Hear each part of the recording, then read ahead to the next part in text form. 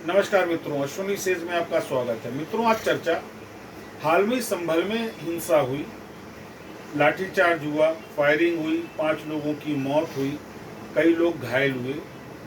सामान्य प्रक्रिया है, मानव स्वभाव से हिंसक है। हालांकि हमारे हिंदुस्तान की एक पार्टी का नेता कहता है कि हिंदू हिंसक है, पर मानव हिंसक है। वो चाहे हिंदू हो, चाहे मुसलमान हो, चाहे सिख हो, चाहे ईसाई हो, हिंसा मानव स्वभाव। लेकिन मित्रों, जिस तरीके से संभल में हिंसा आयोजित की गई, एक पूर्व नियोजित ढंग से इसको मूर्त रूप दिया गया, वो गंभीर है आने वाले समय के लिए, समाज के लिए, देश के लिए। मित्रों, सोचने वाली बात है कि संभल का तथाकथित सर्वे माननीय न्यायालय के आदेश पे किया जाए, तो किस कानून के तहत न्यायिक व्यवस्था में हस्तक्षेप उचित करार दिया जा सकता है?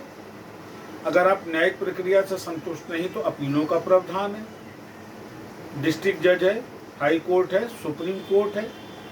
लेकिन नहीं, आप स्वयं निर्णय करेंगे, आप सर्वे टीम पे पत्थर चलाएंगे, आप गोली चलाएंगे, आप हिंसा करेंगे। सभ्य समाज को ये स्वीकार नहीं, और इससे ज्यादा स्वीकार ये नहीं कि संभल हिंसा को लेकर जिस तरीके की बयानबाजी हो रही है, वोट बैंक तुष्टीकरण को लेके, वो अति निंदनीय है। मैं नहीं समझ पा रहा हूं कि हिंदुस्तान का चुनाव आयोग क्या कर रहा है। क्या चुनाव आयोग को नहीं दिख रहा है कि जो हमारी पार्टियां हैं वो संविधान के धर्मनिरपेक्ष स्वरूप के विपरीत काम कर रही हैं? क्या इस पर रोक नहीं लगनी चाहिए? ऐसी पार्टियों का पंजीकरण निरस्त नहीं किया जाना चाहिए? तो बेसिकली है क्या कि चुनाव आयोग खुद इस तरीके की पार्टियों को प्रवोक कर रहा है। लेकिन जिस तरीके से संसद के बाहर सपा के एक सांसद सदस्य का बयान आया, उसके बाद सपा के राष्ट्रीय अध्यक्ष की पत्नी जो माननीय सांसद हैं उनका बयान आया, जिस तरीके से इस पर कांग्रेस का रिएक्शन आया, जिस तरीके से आपसे रिएक्शन आया, तो ये कहीं ना कहीं इस बात को सिद्ध करते हैं कि संभल जैसी हिंसा को लेकर के विपक्ष का एक नजरिया है, और वो नजरिया केवल बहुसंख्यक वर्ग के विरोध का है। हालांकि 57 साल के कांग्रेस के शासनकाल में शायद ही कोई ऐसा कार्य हुआ हो जो बहुसंख्यक हित का हुआ। बढ़ने उसने अल्पसंख्यकों को भी नहीं दिया, लेकिन तथाकथित तुष्टीकरण के चलते कांग्रेस ने हर वो काम किया जिससे बहुसंख्यक वर्ग को दबाया जा सके। संभल जैसी हिंसा ये वानगी है मित्रों। आने वाले समय में चुनाव नजदीक है, और वोट बैंक को कंसोलिडेट करने के लिए, उसको एकत्र करने के लिए इस तरीके की छुटपुट घटनाएं होती रहेंगी, ये की जाएंगी, करवाई जाएंगी, जिससे ये पार्टियां प्रोजेक्ट कर सके कि वो वर्ग विशेष, कुछ पार्टियां बहुसंख्यक फेवर की हैं, कुछ पार्टियां अल्पसंख्यक फेवर की हैं।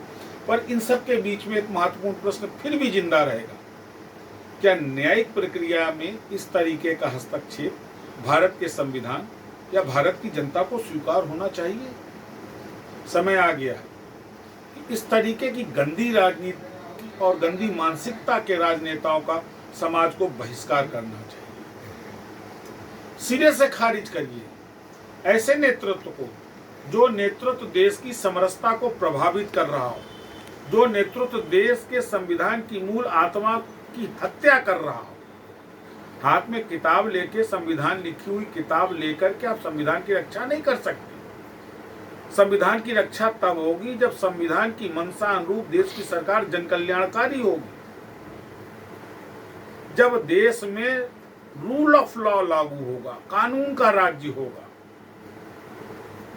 न कि संभल जैसी हिंसा से। ये बेहद गंभीर है आने वाले समय के लिए। मैं बार बार इस बात को कोट कर रहा हूं मित्रों कि संभल की हिंसा एक वानगी है।